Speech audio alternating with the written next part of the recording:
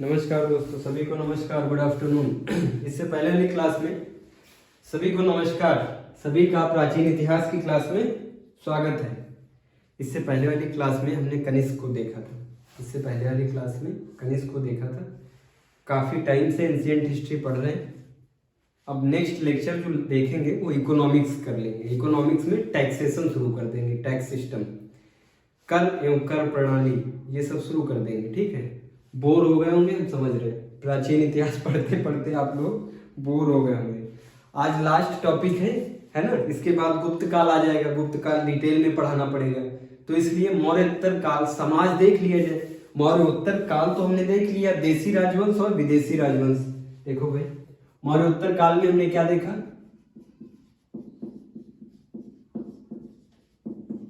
मौर्योत्तर काल इंग्लिश में कहते post Mauryan age. Post Mauryan age हमने देखा। पोस्ट मौर्यन एज में किनको किनको पढ़ा? एक तो हमने पढ़ा विदेशी राजवंश। विदेशी राजवंश में किसको देखा था?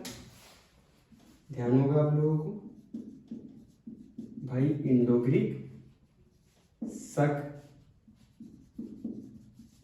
पार्थियन एवं अब कौन लास्ट देखे? कुषाण को हमने देख लिया था है भाई। इससे पहले वाली क्लास में हमने देसी राजवंश विदेशी राजवंश देखे। देसी राजवंश में किसको देखा था? देसी राजवंश प्रिंसली स्टेट। देसी राजवंश में कौन कौन से राजवंश देखे? सबसे पहले शुंग वंश। सबसे पहले शुंग वंश देखा, फिर कर्ण, फिर सातवाहन। अब इन दोनों का साथ में मौर्योत्तरकालीन समाज। इन दोनों का साथ में मौर्योत्तरकालीन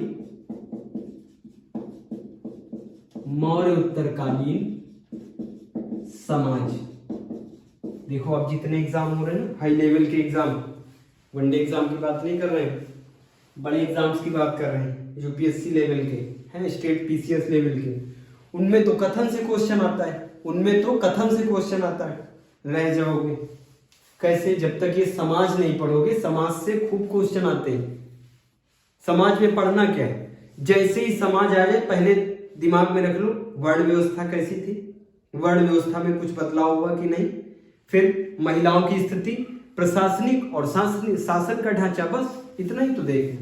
अब देखो, मौर्योत्तरकालीन दोनों को एक साथ में, विदेशी राजवंश और देसी राजवंश, उस समय पे ये साथ साथ चल रहे थे ना। जब विदेशी राजवंश जिस समय चल रहा था, उसी समय देसी राजवंश भी चल रहा था। जिस समय इंडो ग्रीक शासन कर रहे थे उत्तर पश्चिम में, उसी समय सेंट्रल भाग में कौन कर रहा था? मध्य भारत के भाग में शुंग, फिर शक आए तो कण्व आए। सातवाहना के समय भी शक रहे, इस समय तक इनके समय कुषाण भी रहे। साथ साथ समानांतर चल रहे, नहीं चल रहे? तो समानांतर इनके सामाजिक गतिविधि और समाज को भी देखेंगे भाई। इनके सामाजिक गतिविधि को भी देख ले समानांतर करके। मौर्योत्तरकालीन समाज। अब जो हम समाज बताने जा रहे हैं वो सेपरेट मत करना। सेपरेट का सेंस मतलब ये मत समझना कि शक के बारे में स्पेशल बता रहे हैं। सबको एक साथ, देसी राजवंश और विदेशी राजवंश के साथ साथ मौर्योत्तरकालीन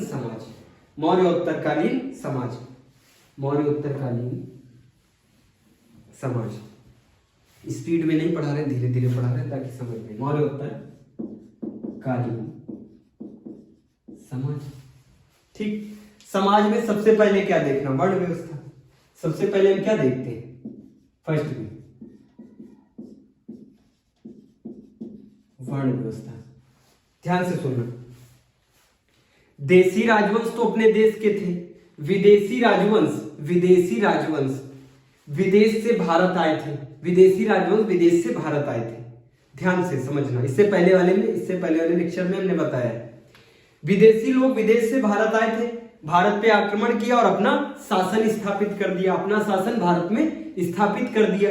उसके बाद जब इनका समय ढलने लगा जब इनका समय ढलने लगा, इन द सेंस कि जब इनके उत्तराधिकारी कमजोर हुए तो इनका शासन खत्म हो गया।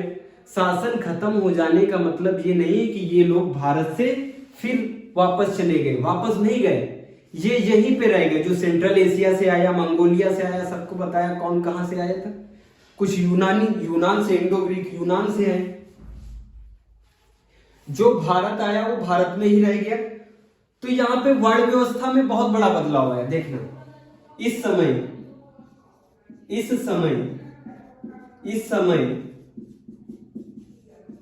वर्ण व्यवस्था में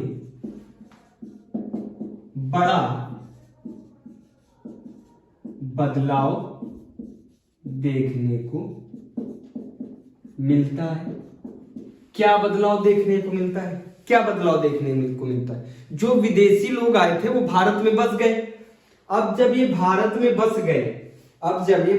बस गए तो भारत में जितने भी लोग बसे हुए हैं वो वर्ण व्यवस्था के अंतर्गत है।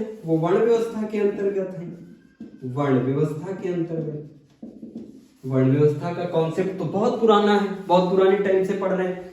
हमने पढ़ाया ऋग्वेद में 10वां मंडल, राजा विराट के सिर वाले भाग से ब्राह्मण, भुजाओं से क्षत्रिय, पेट से वैश्य और पैरों से शूद्र, पहले ही बताया। ऋग्वेद के बाद उत्तर वैदिक काल में और ज्यादा वर्ण व्यवस्था कठोर हो गई। धीरे धीरे जैसे ही समय आगे बढ़ेगा वर्ण व्यवस्था उतनी ज्यादा कठोर होती चली जाएगी। देखना, यहां पे वर्ण व्यवस्था में बड़ा बदलाव, वर्ण व्यवस्था में बड़ा बदलाव। वर्ण व्यवस्था में क्या बड़ा बदलाव आया? देखना, यहां के जो लोग थे वो किसी ना किसी वर्ण में थे। कोई ब्राह्मण था, कोई ब्राह्मण था, तो कोई क्षत्रिय था, तो कोई वैश्य था, तो कोई भाई शूद्र था।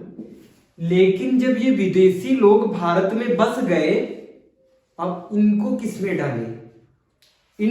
डाले? ब्राह्मण कह दे, क्षत्रिय कह दे, वैश्य कह दे, शूद्र कह दे, क्या कह दे? विदेशी लोग आए, भारत पे आक्रमण किया और जीते। विदेशी लोग भारत पे आक्रमण किए और जीत हासिल की मतलब क्या सेंस लग रहा है? आक्रमण करना, जीत हासिल करना, राजा बनना किस कैटेगरी में आता था? क्षत्रिय में आता था। फिर आप कहेंगे सर ब्राह्मणों ने सबसे ज्यादा प्राचीन समय में हमने देखा राज किया है।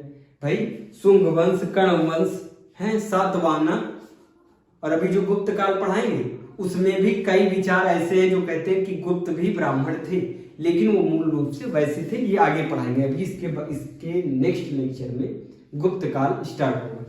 देखना, मार धार करना, युद्ध करना, आक्रमण करना किसका काम? क्षत्रिय का काम। ये जो विदेशी लोग आए ये भी तो मारतूर युद्ध किए, तो इसका मतलब इनको क्षत्रियों में रखा जाए। क्षत्रिय कहेंगे ना भाई,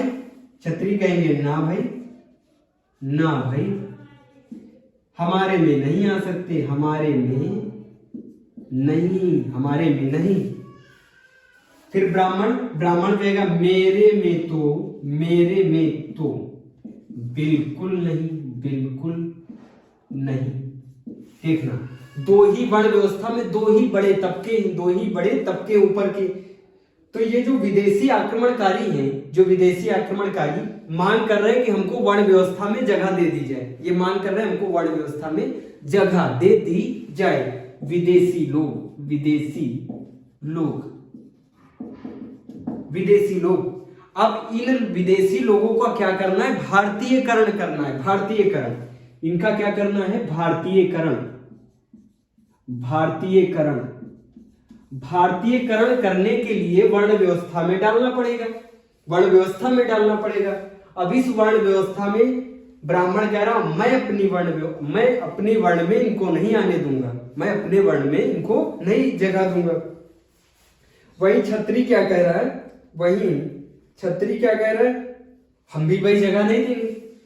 तो इसके लिए एक मीटिंग हुई और मीटिंग में डिसाइड हुआ कि बताओ ये काम क्या किए, बताओ ये काम क्या किए। तो सबने बताया इन्होंने युद्ध किया और युद्ध जीता, किया और युद्ध जीता। ये किस कैटेगरी में आता है? छत्री में आता है। ये तो छत्री में आता है। यही तो समझाने की कोशिश कर रहे हैं, लेकिन छत्री क्या कह रहे हैं कि इनको हम अपने में जगह नहीं देंगे, तो इनको छत्री बनाएंगे, इनको छत्री में जगह देंगे, लेकिन ये अलग प्रकार के छत्री हैं, लेकिन ये अलग प्रकार के छत्री हैं। इन अलग प्रकार को क्या कहते हैं? एक वर्ण संकर कहते हैं। देखना, इसी वर्ण में क्या ऐड कर देंगे? वर्ण संकर, वर्ण संकर। विदेशी आक्रमणकारियों को विदेशी आक्रमणकारियों का भारतीकरण किया गया और उन्हें इसी वर्ण संकर में रखा गया। अब आए बात आई ना समझ में, लिखना, यही बातें लिखनी है सीधे सीधे। इस समय वर्ण व्यवस्था में बड़ा बदलाव देखने को मिलता है।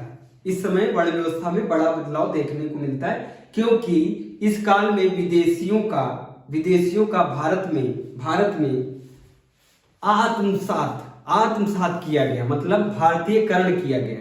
विदेशियों को अपने जाति धर्म में मिलाया गया। इसी काल में बड़ा बदलाव देखने को मिलता है, क्योंकि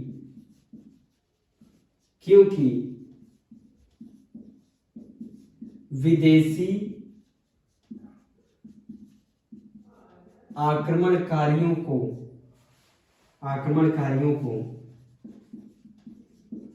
अपने भारतीय वर्ण व्यवस्था में मिलाया गया, इनका भारतीयकरण किया गया। उन्हें वर्ण संकर के तौर पर देखा गया। इस वर्ण संकर की सामाजिक दशा खराब थी। देखना ध्यान से, इन विदेशियों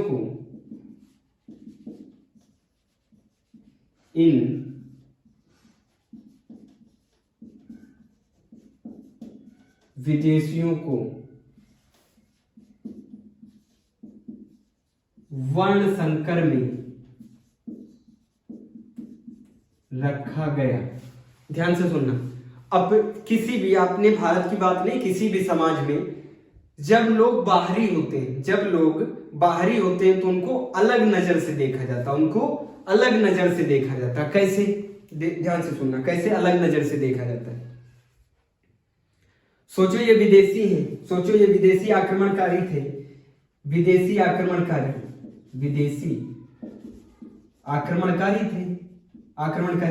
जब इनके बच्चे होंगे तो इनको समाज में क्या कहा जाएगा? वो देखो विदेशी का बच्चा जा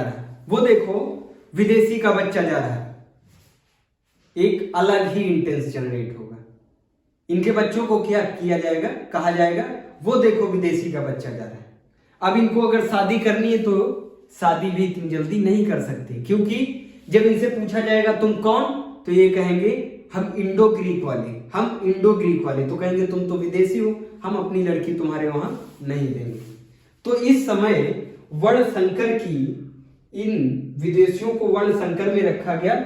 इस वर्ण संकर की दशा खराब थी। इस वर्ण संकर की दशा इस समय वर्ण संकर की दशा खराब थी। समझ गए ना कैसे खराब थी? अब धीरे धीरे लोग भूल जाएंगे कि आज किसको पता है कि क्षत्रिय में कौन इंडो ग्रीक है, कौन शक है, कौन कुषाण है? पता है किसी को? नहीं पता है। बाद में यही वर्ण संकर धीरे धीरे क्षत्रियों में मिक्स हो जाएगा और क्षत्रिय बन जाएंगे, कुछ बौद्ध धर्म को अपना लेंगे। इस समय हाँ भाई, शुरुआत में तो इनके वर्ण की दशा खराब ही होगी, क्योंकि अभी तो सब लोग जानते हैं ना ये विदेशी हैं, इनके बच्चे जो घूम रहे हैं विदेशी, इनकी दशा खराब थी। इस समय शूद्रों की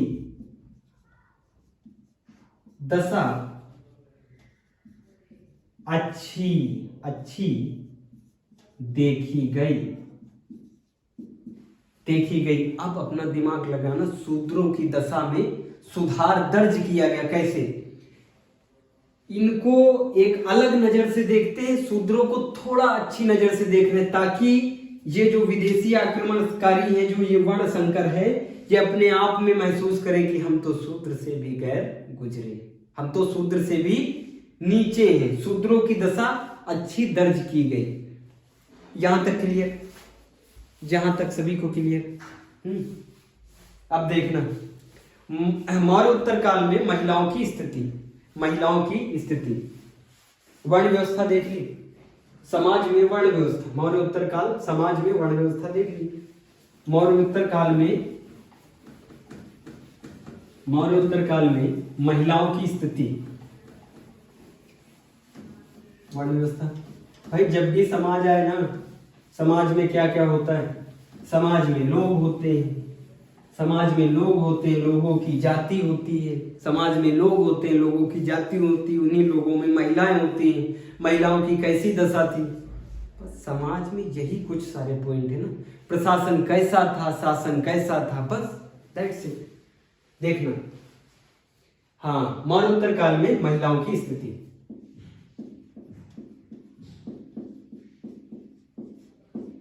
मौर्योत्तर काल में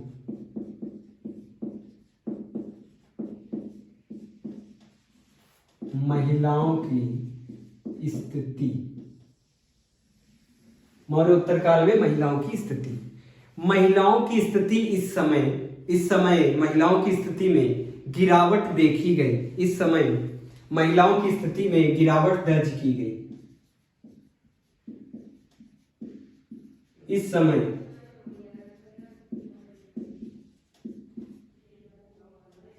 महिलाओं की स्थिति में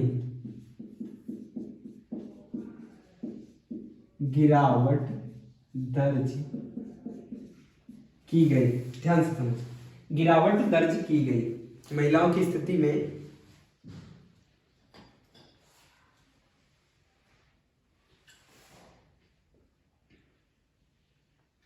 महिलाओं को पुरुषों के अधीन किया गया। महिलाओं को पुरुषों के अधीन किया गया।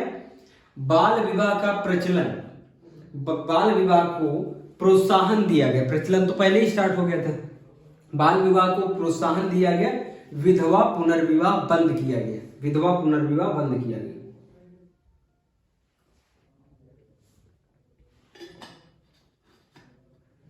और मजा आएगा।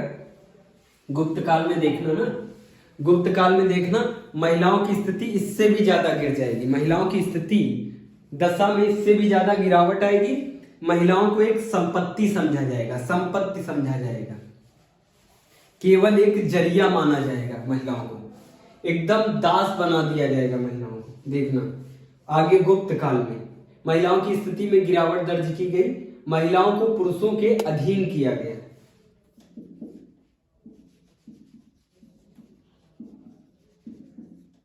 महिलाओं को पुरुषों के अधीन किया गया। पुरुषों के अधीन किया गया। यहां तक आई बात समझ में? अधीन वाली बात ना गुप्त काल में और कायदे से समझ में आएगी जब सामंती व्यवस्था बताएंगे। सामंती व्यवस्था में दो उच्च वर्ण, ऊपर के दो वर्ण बहुत ज्यादा धनवान हो जाएंगे, बहुत ज्यादा धनवान हो जाएंगे। तो कई सारे, जब देखना कॉमन बात है आज भी, जो बहुत बड़ा आदमी होता है ना, जो बहुत बड़ा आदमी होता है, जिसके पास पैसे बहुत होते हैं, जिसके पास पैसे बहुत होते ना, उसके पास वाइफ भी बहुत सारी होती, महिलाएं भी बहुत सारी होती। देखा होगा जो बड़े आदमी होते हैं उनके पास एक महिला नहीं होती, शादी एक से करते हैं लेकिन कई सारी उनके पास होती, क्योंकि कई महिलाओं को रखने की उनके पास क्षमता है, कई महिलाओं को रखने की उनके पास क्षमता है। और जो गरीब इंसान है वो बेचारा एक ही महिला को नहीं रख सकता भाई, लिपस्टिक ये वो दुनियादारी बहुत बवाल होता महिलाओं में ना, एक को नहीं रख सकता। जब पैसा ज्यादा होता ठीक है यार, एक घर में है, एक बाहर है, एक वो मुंबई में है, एक वहाँ तमिलनाडु में है, सबको ऑनलाइन पेमेंट कर रहे हैं, है ना, कई सारी महिलाओं को। ये देखेंगे गुप्त काल में और ज्यादा बढ़ जाएगा। और जैसे जैसे सामंती व्यवस्था सुदृढ़ होगी, वैसे वैसे महिलाओं की स्थिति गिरती चली जाएगी। ठीक है, यहाँ तक समझ में आया। महिलाओं की स्थिति, महिलाओं को पुरुषों के अधीन कर दिया गया, महिलाओं को पुरुषों के अधीन किया गया। बाल विवाह को प्रोत्साहन दिया गया। देखिए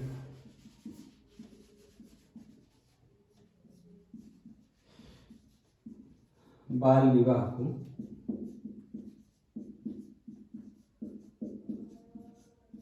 प्रोत्साहन दिया गया।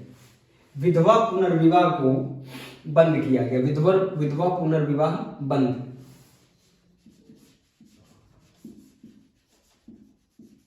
विधवा पुनर्विवाह बंद।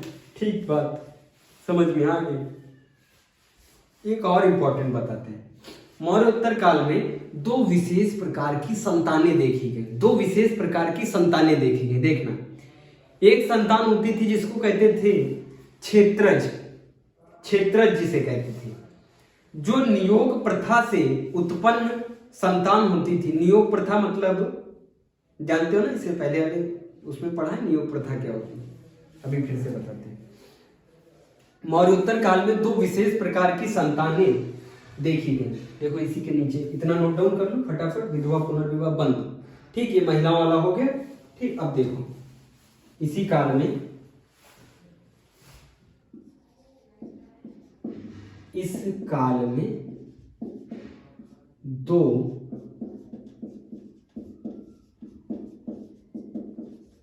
विशेष प्रकार की संतानें देखी गई। एग्जाम में इससे आया है क्वेश्चन, है ना, क्षेत्र से क्या तात्पर्य है, जारज से क्या तात्पर्य है, इसलिए करवा रहे हैं, वरना कोई जरूरत नहीं थी कराने की। दो विशेष प्रकार की संतानें देखी गई। एक को कहते हैं क्षेत्रज, एक को कहते हैं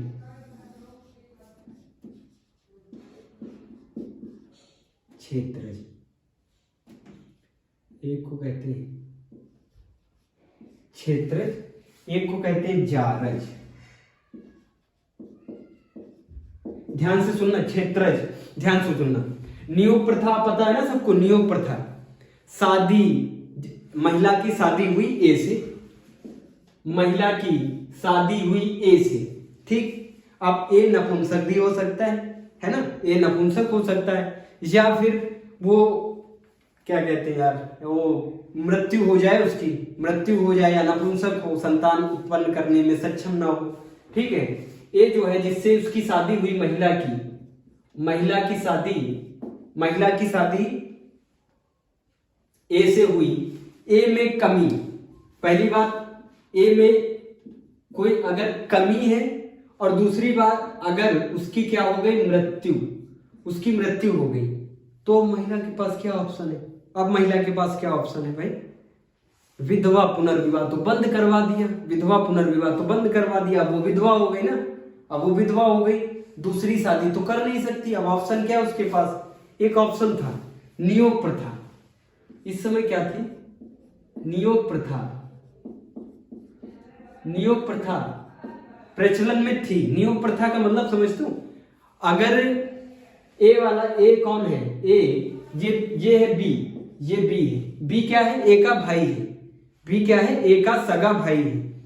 अगर ए में कमी है या ए की मृत्यु हो गई तो बी वाले के साथ वो महिला शादी कर सकती है या संबंध रख सकती है। क्या रख सकती? संबंध। देवर के संग संबंध को नियोग प्रथा कहते हैं। देवर के संग, देवर के संग संबंध को नियोग प्रथा कहते हैं। और इस संबंध से उत्पन्न होने वाली संतान को क्षेत्रज कहते हैं। इस संबंध से उत्पन्न होने वाली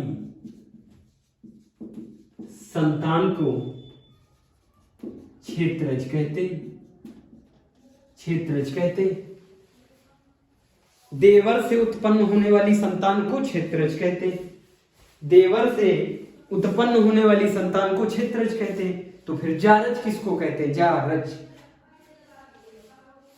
अनैतिक संबंधों से उत्पन्न संतान को जारज कहा जाता है। शादी किसी से और संतान किसी और की। देखा होगा भाई, देखा होगा कई बार शादी हो गई, शादी हुए अभी 3 महीने हुए, किसी की शादी हुई और 3 महीने हुए और बच्चा हो गया। शादी हुई 3 महीने हुए और बच्चा हो गया।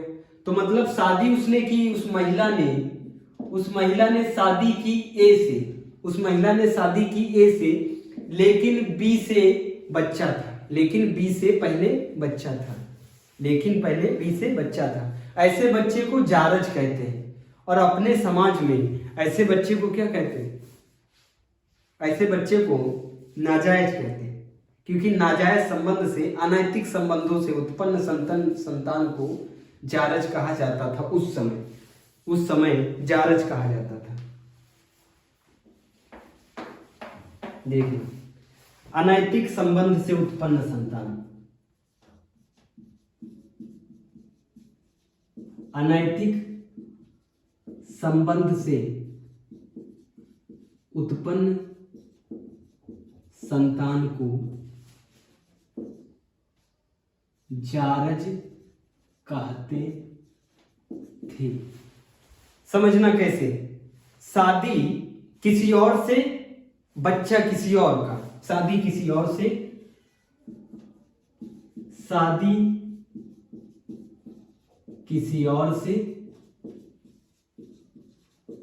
बच्चा किसी और का। अरे समाज में खूब देखा होगा आप लोगों ने, अड़ोस पड़ोस में, इधर उधर देखा होगा, हैं? आज भी है, खूब प्रचलन में है, खूब प्रचलन में। ऐसी बात नहीं है प्रचलन में, कोई नई बात नहीं बता रहे, खूब प्रचलन में। शादी कर ली, हाँ, घर वालों ने जबरदस्ती शादी करा दी, घर वालों ने किसी से जबरदस्ती शादी करा दी। दिल किसी और से लगा हुआ है, हैं? और वो संतान उसकी है जिससे दिल लगा हुआ है, और शादी किसी और से। उस समय ऐसी संतान को क्या कहते थे? जारज।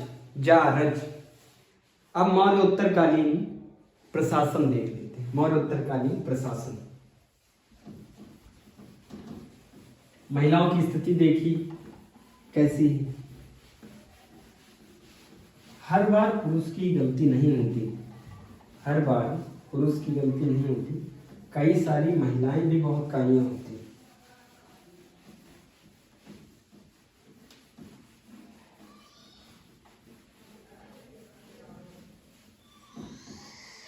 हाँ भाई, अब देखना, मौर्योत्तरकालीन प्रशासन।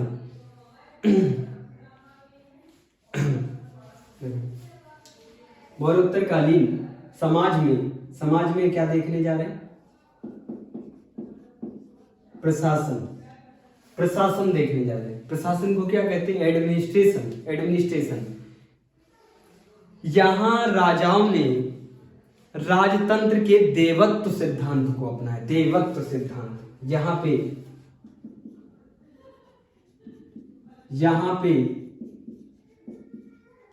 राजाओं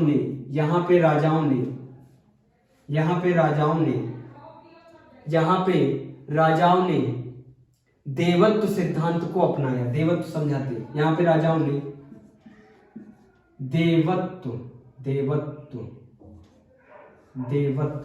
देवत्व सही लिखा, देवत्व आधा था होगा। देवत्व सिद्धांत क्या होता देखना। आज जो राजा बनता ना, वो डेमोक्रेटिक कंट्री में इलेक्ट किया जाता है, उसका चुनाव होता है, चुनाव से राजा बनता है। उस समय जो राजा बनता था वो कहता था मैं जो राजा हूं ना, ये भगवान की देन है, भगवान ने हमको राजा बना के भेजा, मतलब भगवान ने, हम खुद राजा नहीं बने, भगवान ने राजा बना के भेजा, भगवान ने राजा बना के भेजा। इस सिद्धांत को क्या कहते हैं? देवत्व सिद्धांत। इस समय राजाओं ने महाराजा धीराज की उपाधि ली, इस समय राजाओं ने महाराजा धीराज की उपाधि ली। ये तो ज्यादा इंपॉर्टेंट नहीं, लेकिन सबसे ज्यादा इंपॉर्टेंट है, इस समय मौर्योत्तर काल में, इस समय मौर्योत्तर काल में प्रशासन जो बता रहे हैं, इस समय मौर्योत्तर काल में विकेंद्रीकरण, डिसेंट्रलाइजेशन हुआ। इस समय मौर्य काल में विकेंद्रीकरण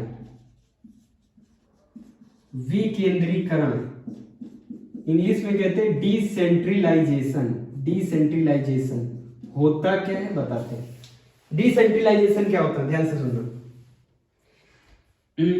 ये मान लो ये कोई राज्य है, ये कोई राज्य है, ये कोई देश है, ये कोई राज्य है, ये कोई देश है।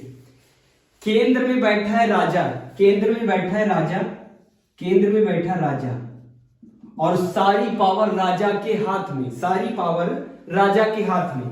क्षेत्र तो तब भी बांटने पड़ते थे, क्षेत्र तो तब भी बांटने पड़ते थे, कोई बात नहीं, क्षेत्र तो तब भी बांटने पड़ते थे। ये मान लो ये पागलपुर, ये होशियारपुर, ये निकम्मापुर, ऐसे करके कई सारे क्षेत्र बांटे गए। इन क्षेत्रों पे सीधे सीधे चलती किसकी? राजा की चलती। ऐसी स्थिति को कहते हैं केंद्रीकृत व्यवस्था। इस स्थिति को कहते हैं केंद्रीकृत, जहां पे राजा की प्रत्यक्ष रूप से चले, जहां पे राजा की प्रत्यक्ष रूप से राजा का शासन चले, राजा का शासन चले। ध्यान से सुनना। लेकिन हम क्या देख रहे हैं? मौर्योत्तरकालीन प्रशासन देख रहे हैं। इस समय मौर्योत्तरकालीन प्रशासन में विकेंद्रीकरण हो चुका था। विकेंद्रीकरण मतलब केंद्र में राजा बैठता था, केंद्र में राजा बैठता था। पागलपुर में कोई और सामंत था जो संभालता था, यहाँ पे कोई और सामंत संभालता था। ये एरिया सामंत के कब्जे में थी, ये एरिया सामंत के कब्जे में। होशियारपुर में एक है सामंत, उसके कब्जे में एक एरिया है, उसके कब्जे में एक एरिया है। एक निकम्मापुर में है सामंत, उसके कब्जे में ये एरिया है। अब देखो राजा कहां पे? राजा तो बैठा है, राजा अपने क्षेत्र में बैठा, जिस क्षेत्र में बैठा वहां पे उसकी चलती है। लेकिन ये पूरा एरिया उसी राजा का है, और इसने दान में दिया था इस सामंत को, इस एरिया को दान में दिया था सामंत को। सामंती व्यवस्था हमने बताई, सामंत को दान में दिया था। लेकिन अब वहां पे सामंतों की चलती है, वहां पे सामंत टैक्स वसूलते। मन होगा तो राजा की सुनेंगे, नहीं मन होगा तो नहीं सुनेंगे। एक बार नजरअंदाज भी कर सकते। अगर राजा शक्तिशाली नहीं होता था, इस समय अगर राजा शक्तिशाली नहीं, तो सामंत उल्टा अपनी चलाने लगते थे, राजा को सामंत डराने लगते थे। और कई बार सामंतों ने राजा को हरा के, कई बार सामंतों ने हमने देखा राजा को हरा के खुद गद्दी पे बैठे। गुप्त काल में ये जो गुप्त काल है उसमें गुप्तों ने ये गुप्त कौन थे? ये कुषाणों के सामंत थे। कुषाण भी पढ़ाया, इनके सामंत थे गुप्त। उत्तर प्रदेश क्षेत्र में रहते थे। कुषाणों से कहा थोड़ा एरिया हमें भी दे दो राजा जी, थोड़ा एरिया हमें भी दे दो। उन्होंने कहा ठीक है, तुमको एक पड़ता है हमारे क्षेत्र में होशियारपुर, वो हमने तुमको दे दिया, गुप्तों को होशियारपुर दे दिया। गुप्तों ने होशियारी दिखाई। जब तक कुषाण शक्तिशाली थे, तब तक इन्होंने क्या कहा कुषाणों से? राजा सब तुम्हारा ही तो है, हम तो सिर्फ तुम्हारे सहारे यहाँ पे जी रहे हैं, हम तो सिर्फ तुम्हारे सहारे हैं। जैसे ही कुषाणों में कोई कमजोर राजा आया, उससे बोला भाई यहाँ पे तुम्हारा कुछ नहीं, यहाँ पे सब हमारा। उन्होंने कहा हमारे पिताजी ने तुमको रखा था, उन्होंने कहा हम तुम्हारे पिताजी को नहीं जानते। और कई बार तो इस कमजोर शासक पे अटैक करके इस राजा को ही गिरा दिया गया और सामंत खुद क्या बन गया, राजा। और बड़ी बड़ी उपाधियां दी, जैसे महाराजा धीराज, जैसे महाराजा धीराज। आया समझ में? हाँ। अब देखो मौर्योत्तरकालीन अर्थव्यवस्था, मौर्योत्तरकालीन अर्थव्यवस्था, मौर्योत्तरकालीन प्रशासन देख लिया। प्रशासन में सबसे महत्वपूर्ण है कि इस समय डिसेंट्रलाइजेशन था, इस समय विकेंद्रीकरण था, क्योंकि सामंतों की चलने लगी थी, क्योंकि सामंतों की चलने लगी थी। देखना भाई, अब क्या देखने जा रहे हैं, मौर्योत्तरकालीन आर्थिक व्यवस्था। आर्थिक का मतलब पैसे से, पैसे से। हमने देखा कुषाण के समय, हमने देखा कुषाण के समय, जब कुषाण था, कुषाण शासन में जब कनिष्क का शासन चल रहा था, कनिष्क का शासन, तो रेशम मार्ग पे टैक्स वसूलता था। विदेशी राजवंश में देखा कनिष्क बड़ा मजबूत था। शकों में रुद्रदामन बड़ा मजबूत था, शकों में रुद्रदामन बड़ा मजबूत था। इंडो ग्रीक में मिनांडर बड़ा मजबूत था। देशी राजवंश में पुष्यमित्र शुंग बड़ा मजबूत था, पुष्यमित्र शुंग बड़ा मजबूत था देशी राजवंश में। वही देखते सातवाहना काल में गौतमी पुत्र सातकर्णी बड़ा मजबूत था, गौतमी पुत्र सातकर्णी बड़ा मजबूत था। उसके घोड़े को क्या कहा जाता भाई, उसका घोड़ा 3 समुद्रों का पानी पीता था। गौतमी पुत्र सातकर्णी का घोड़ा 3 समुद्रों का पानी पीता था। उसी समय की बात कर रहे हैं, मौर्योत्तरकालीन अर्थव्यवस्था। तो इस समय अर्थव्यवस्था तो अच्छी होगी, अर्थव्यवस्था तो अच्छी होगी। आर्थिक रूप से यह काल स्वर्ण युग का काल था, आर्थिक रूप से।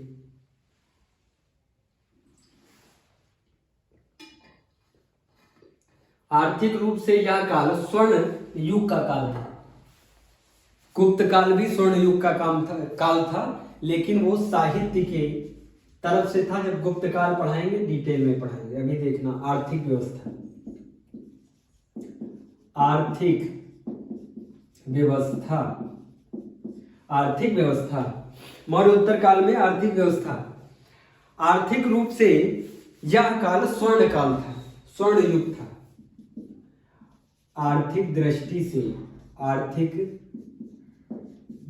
से का मतलब है पैसे की दृष्टि से यह युग स्वर्ण युग था, यह युग स्वर्ण युग था। इस समय व्यापार तथा वाणिज्य बड़े पैमाने पे होता था। इस समय व्यापार तथा वाणिज्य बड़े पैमाने पे होता था। इस समय व्यापार तथा वाणिज्य बड़े पैमाने पर होता था। हाँ भाई, यहां तक बात तो एकदम समझ में आई होगी, हमें लग रहा है कोई कंफ्यूजन नहीं होगी। सिंपल बात है, सीधी बात है। इस समय भारत में मुख्य रूप से वस्त्र उद्योग अपने अच्छी स्थिति में था।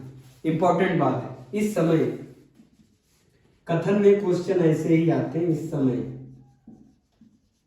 वस्त्र उद्योग अपनी अच्छी स्थिति में था, अच्छी स्थिति में था। ये बात हमने कैसे कही कि वस्त्र उद्योग अपनी अच्छी स्थिति में था? याद करो, चीन का रेशम मार्ग दुनिया में सबसे फेमस रेशम चीन का। और वो चीन कहां भेजता था? रोम भेजता था। लेकिन जो रास्ता निकलती थी रोम की तरफ, यूरोप की तरफ जो जाती थी रास्ता, वो भारत से होकर जाती थी। तो बताओ भाई, वस्त्र उद्योग के मामले में, और आज नहीं, प्राचीन काल से आज तक कॉटन दुनिया में सबसे फेमस भारत का और रेशम सबसे फेमस चाइना का ही रहा है, सबसे फेमस चाइना का रहा है। यही रेशम का व्यापार गुप्त काल में घटेगा। कैसे? ये जो रोम वाले खरीद के ले जाते थे, ये जो रोम वाले खरीदते थे रेशम चाइना से, जो चीन से खरीदते थे रेशम, ये रोम वाले चीन से सीख लेंगे कि रेशम कैसे बनाया जाता है, रेशम कैसे बनाया जाता है। तो फिर ये व्यापार ठप हो जाएगा गुप्त काल के समय में। एग्जाम में यहीं से क्वेश्चन पूछा भी गया है कथन में, देखना भाई। मौर्य उत्तर काल में वस्त्र उद्योग अच्छी स्थिति में, बढ़िया स्थिति में दिख रहा है, लेकिन गुप्त काल में अच्छी स्थिति में नहीं दिखेगा। इंपोर्ट एक्सपोर्ट पे थोड़ा प्रभाव पड़ेगा। यहां तक आया समझ में? नालकोंड तथा करीमनगर, नालकोंड तथा करीमनगर से लोहे का प्रमुख क्षेत्र देखा गया है, लोहे का प्रमुख क्षेत्र देखा गया है, लोहे का प्रमुख क्षेत्र देखा गया है।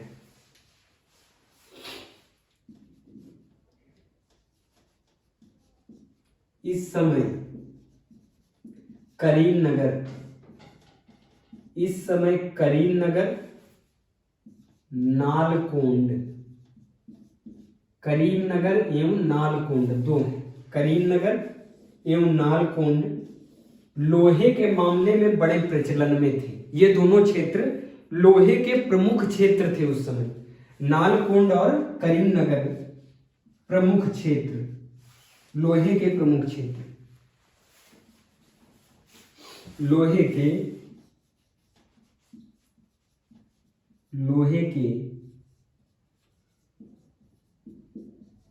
प्रमुख क्षेत्र थे, लोहे के प्रमुख क्षेत्र थे करीमनगर और नालकोंड।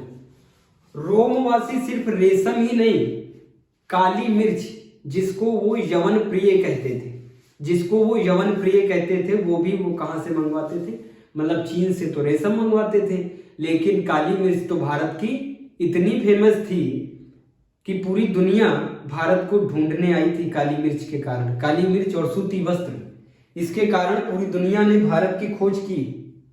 भारत ने किसी देश को नहीं ढूंढा है, सारे देशों ने भारत को ढूंढा है। क्यों? क्योंकि यहाँ पे कुछ बहुत ही महत्वपूर्ण वस्तुएं पाई जाती थी, जैसे सूती वस्त्र और काली मिर्च। और मेडिसिन भी यहाँ की, आयुर्वेद की मेडिसिन पूरी दुनिया में विख्यात है, पूरी दुनिया में विख्यात है। चाहे जितना अंग्रेजी दवा आगे बढ़ जाए, लेकिन आयुर्वेद का अलग ही मजा है, आयुर्वेद का अलग ही इलाज है। देखना, रोमवासी भारत से काली मिर्च, जिसको यवन प्रिय पूछा गया शब्द, यवन प्रिय, काली मिर्च को रोमवासी क्या कहते थे? यवन प्रिय। भारत से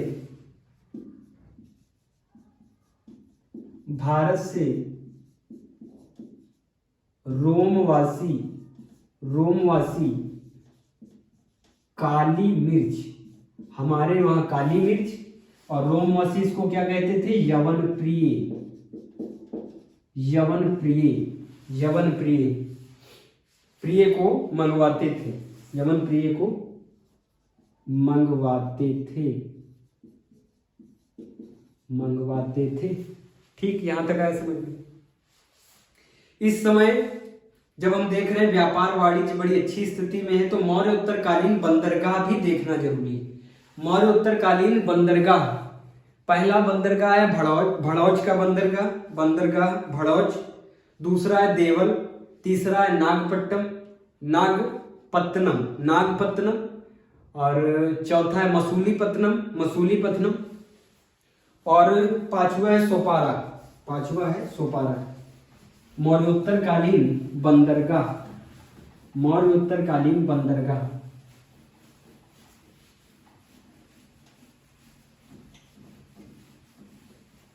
व्यापार तो समुद्र से भी होता होगा ना, ध्यान से सुनना। बंदरगाह तो सबको पता होगा, वैसे पोर्ट किसे कहते हैं, पोर्ट सबको पता होगा, लेकिन बता देते हैं। देखना, ये समुद्र है और ये लैंड एरिया है, इसके बगल में ये लैंड एरिया है, ये जमीनी भाग है, ये जमीनी भाग। समुद्र से जो टच में जमीनी भाग होता था, जो समुद्र से टच में जमीनी भाग होता था उसको बोलते थे बंदरगाह। बंदरगाह इंग्लिश में कहते हैं पोर्ट। ठीक, इस समय के पोर्ट देखना, इस समय के बंदरगाह, मौर्योत्तरकालीन बंदरगाह।